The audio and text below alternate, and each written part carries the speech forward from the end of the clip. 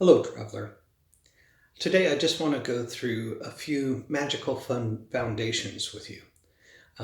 These are nothing new, but they're foundations that we should keep in mind and take to heart. The first is that the definition of magic. Now, magic is the power that surrounds us all the time and is accessible to everyone. The only difference between a person that calls themselves a wizard, a witch, a shaman, a mystic, all the various titles out there that people choose to call themselves, is that they've decided to work with the powers. And the other people that don't hold these titles are people who either are skeptical that the powers exist, which how they can be, I'm not sure, because the powers are obvious, or people that choose not to work with the powers for whatever reason. So that's basically your definition of magic. Now, when you decide to work with the powers, you start a magical path. And a magical path is really unique. There's no right way to walk it. And every path, like all the people in the world, are unique. And so what that means is there's no wrong way to walk your path. Now, I realize when you first get on a magical path and you're kind of nervous and you don't know what you're doing, you seek out people to help you, such as teachers or gurus or mystics, name your flavor of person to help you down your pathway.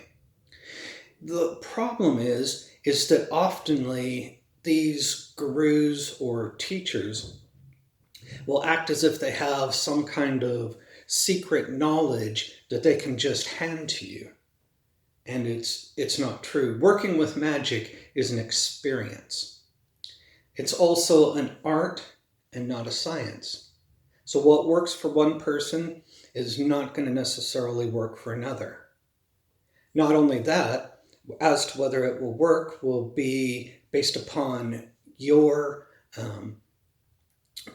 closeness to the spirits and the context on which you're casting. Yeah.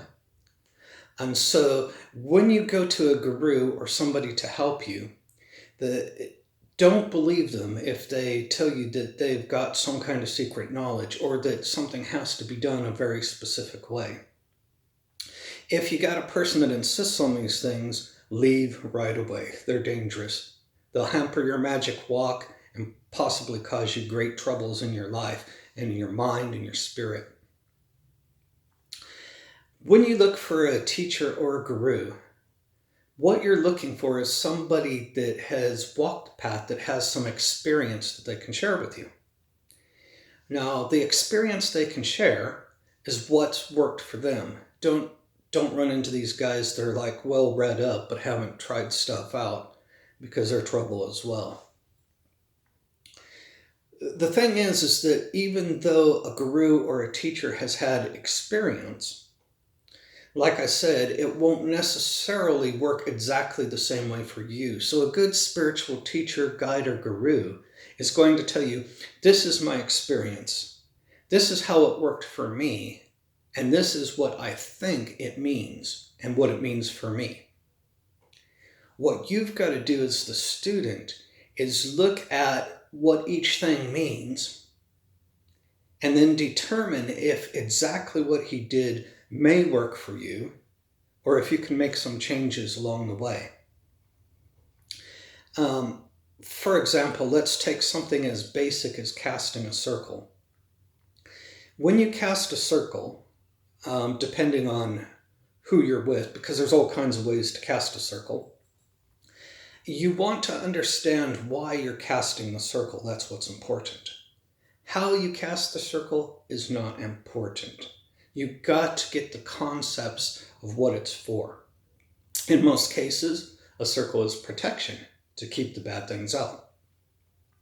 So then you decide, okay, then what do I need that would represent this protection for me? And then that's the way you would cast the circle. There's not a certain ritual that's better than any others.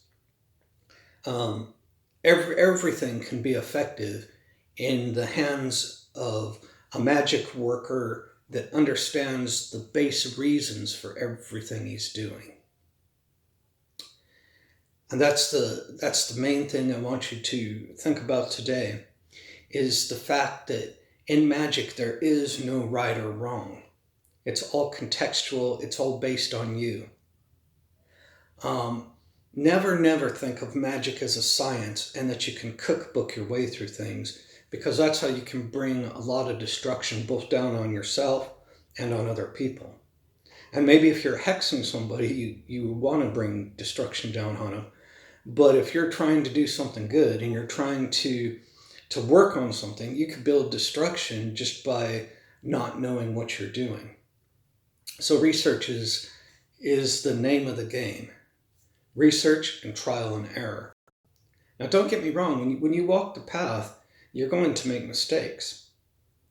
But as a student, your job, if you will, is to make as few as possible. So you gotta not only research, but consider the ramifications of everything you do. Think about short-term and long-lasting. Think about what it's going to do to you, short-term and long-lasting, to your target, short-term and long-lasting, and even to the people that your target affects. Because see, once you cast a spell, you've created ripples. Okay? Now, also the other thing I want you to focus on besides that today is the fact that all magic, like I said, is an art. So it's different for absolutely everybody. And that's about all that I have for you today. But consider those foundations. Be very careful who you ask for their experience. Make sure that you research and know things before you start doing things. And then be very careful about what you do. Consider the ramifications. And those are the foundations that I wish that people would have discussed with me more before I began my magical path. I'm afraid that my magical path has been a lot of trial and error. And then foolishly at times, I've asked for experiences from people that were either unworthy to really share an experience because they didn't have them, kind of the armchair magician type, or they were somebody that was so arrogant that they thought their way was the only way. And because of that had forced me to grow. So I guess it was a good thing in a way to go through, but a very unnecessary thing too, because as you grow in magic, what you need will come to you through the universe, through trial and error, and through just being really respectful, not just to the powers that you work with, but respectful of even your target, of what you're going to do. Even if you're gonna curse a person, there's kind of a respect level there, isn't there? Because after all, they are still a person, and there is going to be ramifications no matter how bad or good those ramifications are going to be. So that's all I'll leave you with today. If you have any questions, please write them down in the box below, or you can email me. If you go to my site, paul-thurman.com, there's a box that you can leave me a message. Or if you see me on Facebook, you can reach me, you can message me on Facebook. So that's all I have for you today, and I'll talk to you soon. Thank you. Bye-bye.